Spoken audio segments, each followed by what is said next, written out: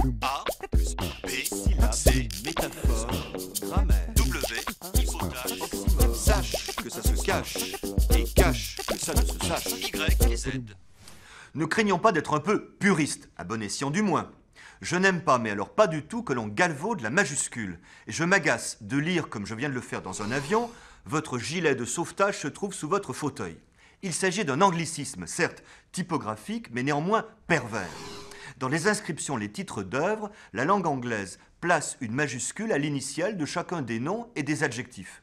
Ce n'est pas le cas de la langue française, dont la règle d'or en la matière se résume en un mot: parcimonie.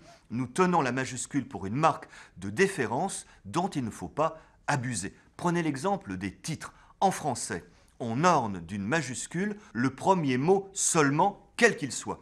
S'il s'agit d'un article défini, on accepte que la majuscule se retrouve au nom qui suit, les illusions perdues. Et si le titre est formé de deux noms coordonnés, on accepte aussi que chacun porte une majuscule, le rouge et le noir, guerre et paix. Mais là s'arrêtent les exceptions.